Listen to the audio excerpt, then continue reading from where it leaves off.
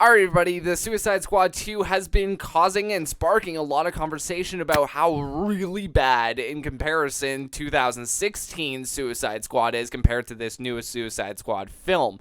So let's talk about what the Suicide Squad 2021 does to be better than the previous film and how the director's cut, the Ayer Cut of the first Suicide Squad, can save that movie's legacy. So I think the Suicide Squad 2021 does characters better. You see, the original gave DC fans what they thought they wanted in terms of putting in popular DC villains like Deadshot, like Killer Croc, Captain Boomerang, just the fan favorites. Heck, they even put Batman in there for an entire action scene. The film relied on cool characters. There's nothing new about that, nothing new. But what's new is giving us characters in the Suicide Squad like Polka Dot Man, like Ratcatcher 2, like freaking Bloodsport and Peacemaker to follow around and fall in love with their arcs and on-screen chemistry. They're new characters. It's why Guardians of the Galaxy is such a standout from the MCU movies, because there is an unfamiliar crew in an unfamiliar arena that the audience is completely unfamiliar with.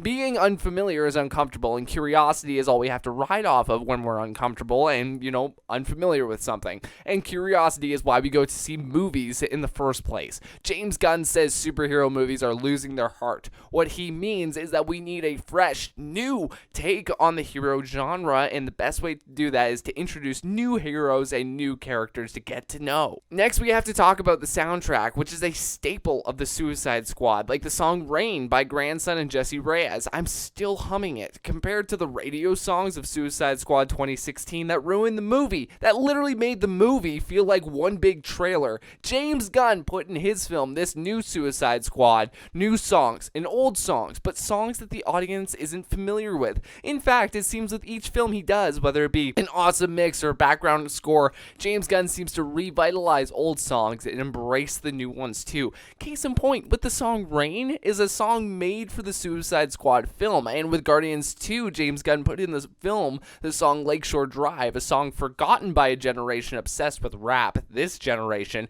and the song was a hit for a while after the movie came out. The artist of the song even being grateful for the notion. Hey, you made this far, you might as well subscribe if you're new, as well as hitting that bell for notifications so you don't miss another video just like this one. A massive difference that the Suicide Squad 2021 did better than its 2016 predecessor is that James Gunn got total freedom to make the film his own, so what you see is what you get.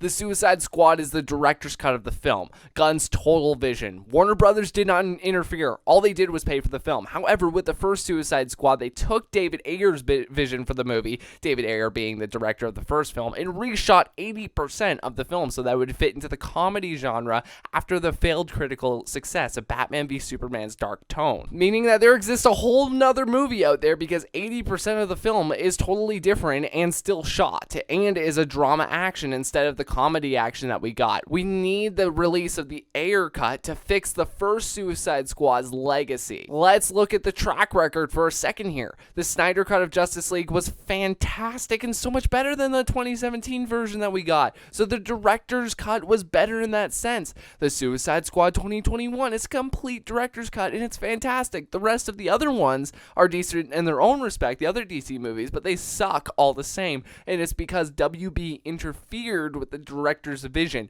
I believe the Ayer Cut deserves a chance to prove that the 2016 version of Suicide Squad might just be good after all. I want to hear all your thoughts in the comments section below. I appreciate you guys so much. Thank you so much for watching, and thank you to all the new subscribers. We're at like 935 as of this video right now. Thank you. Thank you. Have a great rest of your day, everyone. Couldn't be more thrilled.